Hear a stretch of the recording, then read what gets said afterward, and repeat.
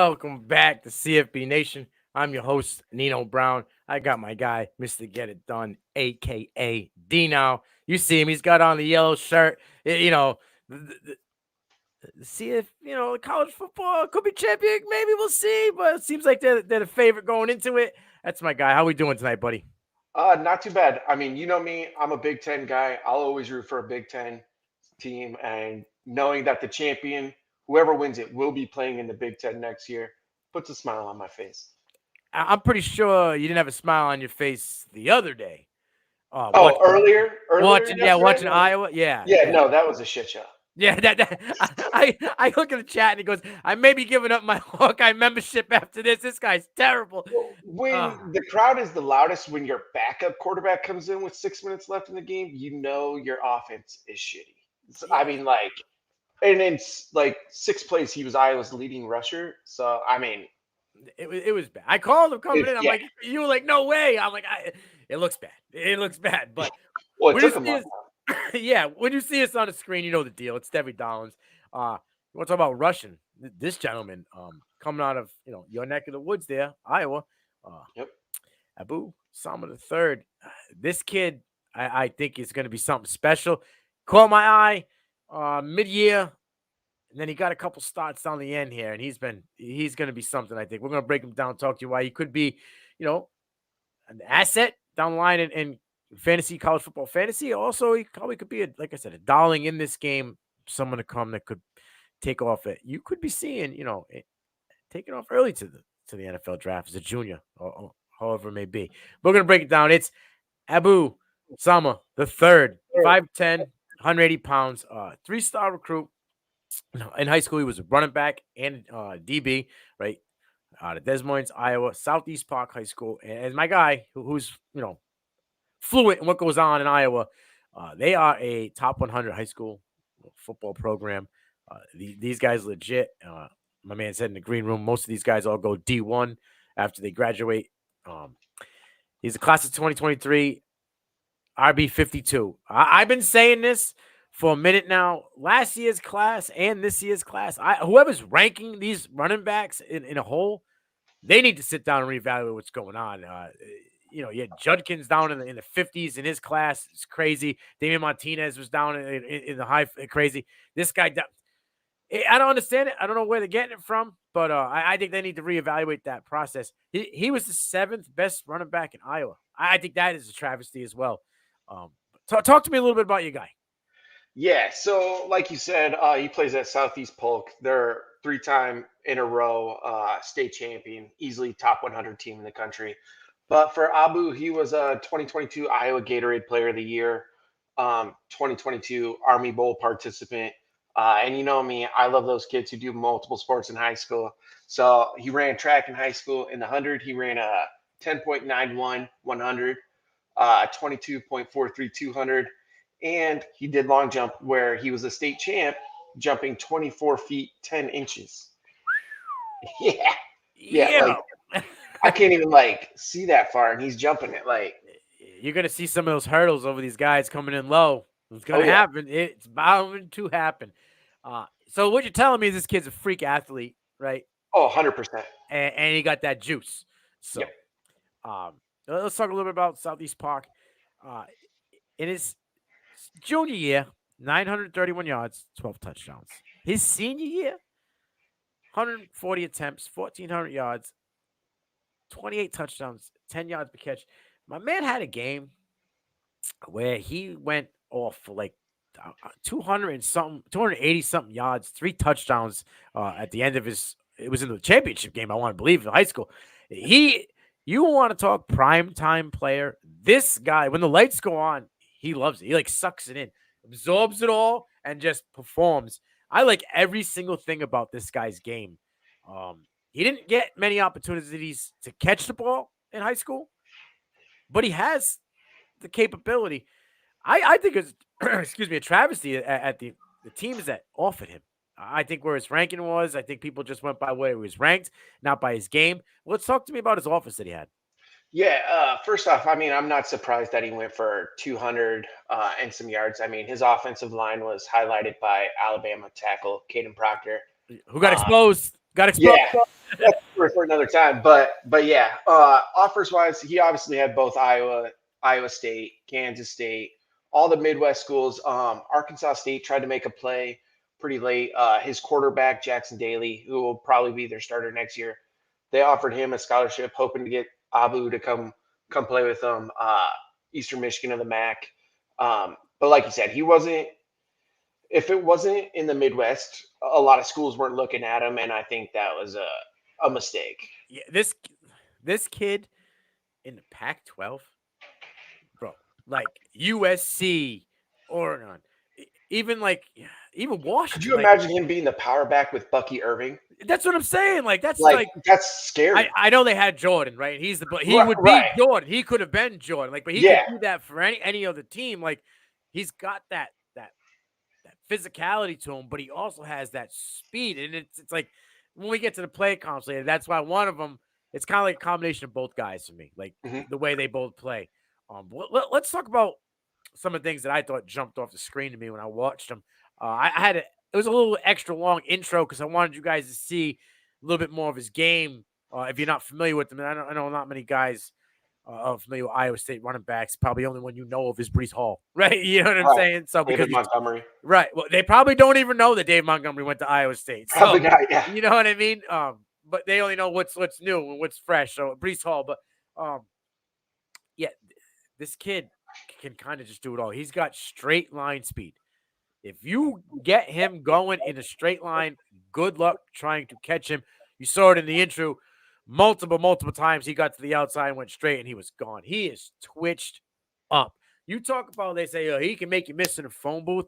My guy can make you miss in a shoebox. All right. Like I saw him against BYU in the snow game against Kansas. Like he was just dancing in a 2x2 window and making people miss. And then one step and exploding and separating. That right there as a freshman, mind you, a freshman, 18 years old. The kid is playing like a 20-year-old and dominating. Matrix type stuff. Like I feel he is already planning his next move, his next break before he even does the one he's about to make. It was just the BYU game is what it stood out to me. Like there's this one play in midfield. He cuts into through the gap, A gap, goes fakes left, goes right. Both linebackers converge to him, makes another move to the left, and was able to get outside and stop pulling away. Stiff arms the guy, and just keeps going. It's so many little intricate factors to his game, and it's just so smooth the way he operates. He's a natural playmaker, and I think a lot of the knock I heard coming in for him and might have been why it was he's more of an outside runner. They want to see him running in between the tackles. Well, I'll tell you what, we're gonna get to his numbers this year. He looked really good inside the hashes to me. I feel like yes, he may run. Everybody says the same thing about Bucky. Bucky did the same thing this year. He was more. He made sure to have more runs inside this year. Yes, he was successful and great on the outside, but both Bucky and Samuel were good this year inside the hashes. What was it? Things that jumped off the screen to you? Yeah, so you kind of highlighted it, talking about his high school days. They didn't really throw him the ball, but at Iowa State, they actually threw him the ball, and he showed really good hands, which are needed in today's football. Yeah. Again, you highlighted it, shoebox maneuver, his vision, his patience in the scrum of it is elite for an 18-year-old. Yeah. He's a really physical runner. Um, I'm going to talk about his game against Kansas State. I think easily in the first quarter, he might have broke almost 10 tackles right there. Yeah. And again, with that Kansas State game, the next point is any second he could be gone. There was one where it was almost a 5-yard tackle, and next thing you know, he's 65 yards down the field for a touchdown. Yeah. Showed it in the intro. And what I love in today's game is running backs who can block. I don't think there's enough of them who can do it, but this gentleman right here is a tremendous pass blocker. He allowed 0 pressures, 0 sacks as a freshman against some pretty solid ends, defensive linemen, linebackers of the Big 12. I don't think that gets talked about enough. No, absolutely not. I mean, listen, he wasn't in there for every pass. Right, but I mean when he was. Exactly. The fact that he didn't allow his guy to get blown up, that he always tried to put a body on a guy, even if it Another was question at just quarterback. So like right. that's even more. Yeah, exactly. So like the fact that the kid could get it done, um, I loved it. There's no angle for this guy, right? And then that move, then that play you saw him on the BYU game where like it looked like the linebacker had the angle. I really thought he was going to get to him to get him to either push him outside or get him to like step out of bounds. He seemed like he had another gear.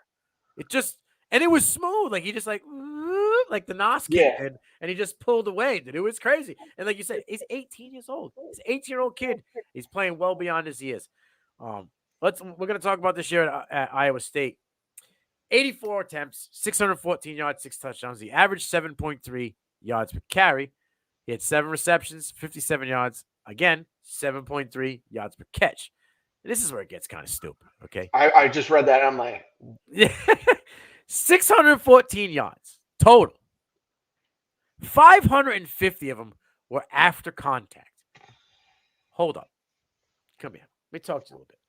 476 of those yards, D now, were breakaway yards. So after he stuffed you in the face or bounced off your arm tackle, my man broke away for 476 yards out of the 614.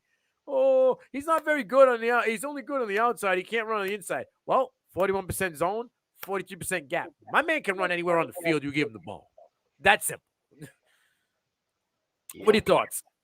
Yeah. So he had 13 10-plus yard attempt or runs in his two starts against Kansas State and then the bowl game against Kansas State. He had 19 snaps, 16 attempts, 273 yards. I believe the first play was a 75-yard touchdown in that game. Yep. 3 touchdowns versus Kansas State, and then in the bowl game, 14 snaps. He had 12 attempts, only 4 yards. So it's Dr. Jekyll, Mr. Hyde, kind of right there. No excuse, but there was opt-outs in that game. So, Yeah. But still, you gotta get more than 4 yards. Yeah. I mean, I don't know really where to start on that. Like you said, opt-outs, obviously, but you got to get more than 4 yards. It's like, and I don't want to bash Memphis. Obviously, they're not one of the best defenses in the country either. I mean, Right. good enough to go to a bowl game, but you got to do better than 4 yards.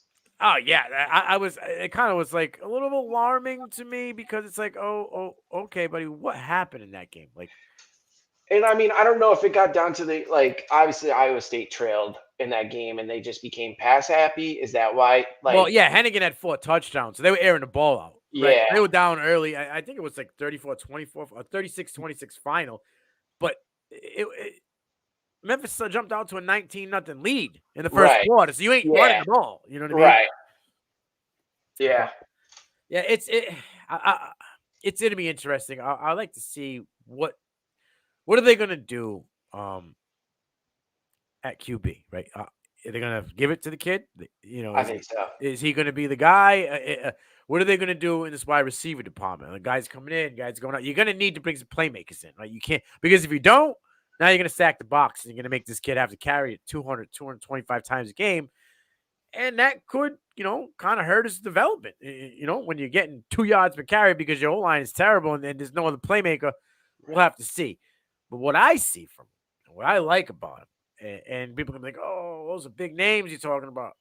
I just see kind of like a merge of Austin Eckler because the size is right there. 6 foot, 215, 225, right around that. And Priest Holmes. Priest Holmes, the speed, just the breakaway, the elusiveness. This is a guy who still had that after blowing 2 ACLs. Like he had that still. Someone gives me a little bit of that vibe. He also gives me that, that Eckler vibe because of the size, the way he can kind of just bounce around. You're not taking him down off the first tackle. What's your comp? So yeah, I got a couple comps. I added one while we were talking. The first one is Iowa State legend Stevie Johnson, RIP. Just the way he plays the game reminds me of him. That straight line speed, really physical runner. Can be inside outside. Right. And the second one is J.K. Dobbins, pre-injury J.K. Dobbins. Again, size, good hands, just kind of fits that mold of where he could be sort of down the road with a Right. little bit more muscle added to the frame. So those are my comps. Yeah, I like the J.K. Dobbin one a lot. I think the mold, everything fits there. I just think J.K. might have been a little more advanced in the receiving. Um, I can see that. Yeah. Still coming out of high school, like he was Mhm. used a lot, and that like when he came, he was like, oh, J.K.'s like electric. We can use him anywhere on the field. So I Yeah. think Samo has that capability. I just think J.K. might have been a little more established in that aspect of his game, but I think it's a great comp.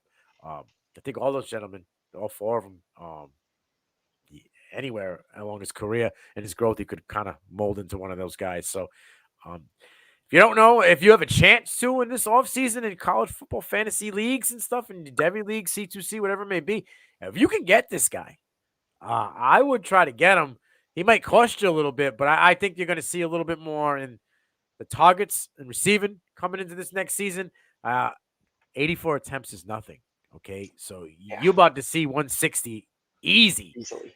And that's going to probably put him in that top 15 running back wise for fantasy. I don't know. I think a lot of people don't realize are sleeping on him. I don't think a lot of people know about him, and he may be someone you can steal and end up winning a league off of. Oh, 100%. I think his usage is going to skyrocket next year. Mhm. And you're coming into like, the third week of the season, you're going to be like, where was this guy? Well, guess Mhm. what?